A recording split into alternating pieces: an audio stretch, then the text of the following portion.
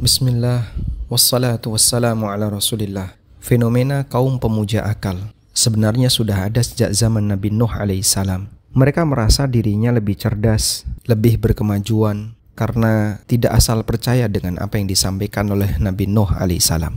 Di saat yang sama mereka menuduh para pengikut Nabi Nuh sebagai orang yang akalnya kurang berkembang, karena asal percaya dengan apa yang disampaikan oleh Nabi Nuh, sehingga dia sebut mereka hanya orang yang akalnya cupet.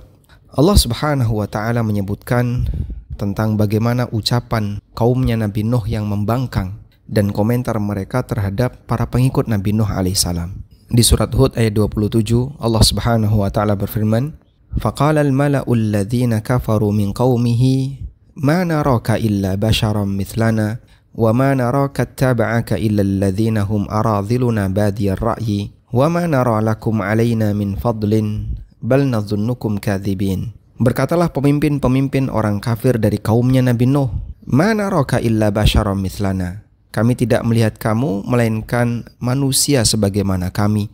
"Wa ma naraka ittaba'aka illa alladhina hum aradhiluna badiyar ra'yi." Dan kami tidaklah melihat orang-orang yang mengikutimu melainkan orang-orang yang hina dina di hadapan kami. Badiyar ra'yi, yang akalnya rendahan, artinya mudah percaya saja. Wa ma nara lakum 'alaina min fadlin. Dan kami tidak melihat kamu memiliki sesuatu yang lebih di atas kami. Bal nadhunnukum kadzibin, bahkan kami yakin bahwa kamu adalah orang yang dusta. Al-Hafidz Ibnu Katsir rahimahullah ketika menjelaskan maksud dari perkataan kaumnya Nabi Nuh ini, beliau mengatakan, "Walam yatba'kal asyrafu walar ru'asa'u minna." Yang mengikutimu bukan orang yang mulia atau para pemuka di antara kami. "Tsumma haula'il ladzina tabauka lam yakun an tarawwin minhum wala fikratin wala nadhar." Kemudian orang yang mengikutimu bukanlah orang yang punya akal yang bisa mencermati dengan maksimal, tidak mikir dengan panjang dan tidak merenungkan terlebih dahulu. Bimujarradi ma da'autahum ajabuka fattaba'uk. Namun semata apa yang kau sampaikan mereka langsung percaya, fattaba'uka, lalu mereka mengikutimu.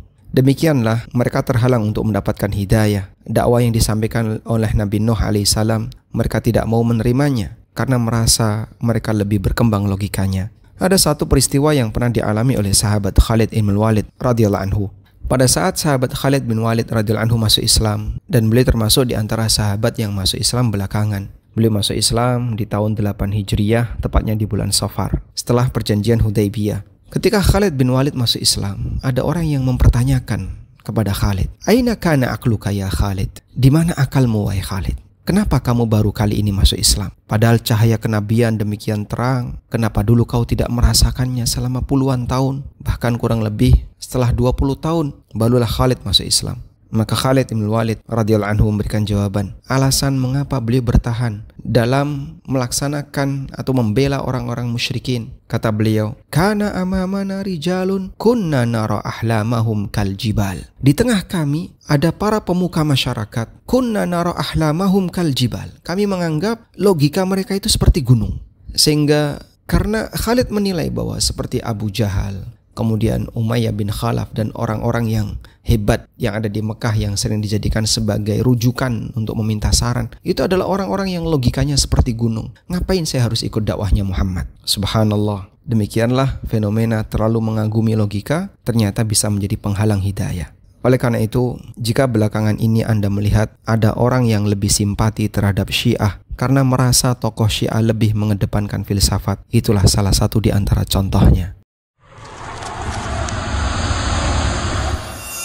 Mari bergabung bersama ANB Akademi Angkatan Kelima. Insya Allah, pendaftaran dibuka dari tanggal 1 hingga 19 Januari 2025. Untuk informasi lengkap, kunjungi anbacademy.id.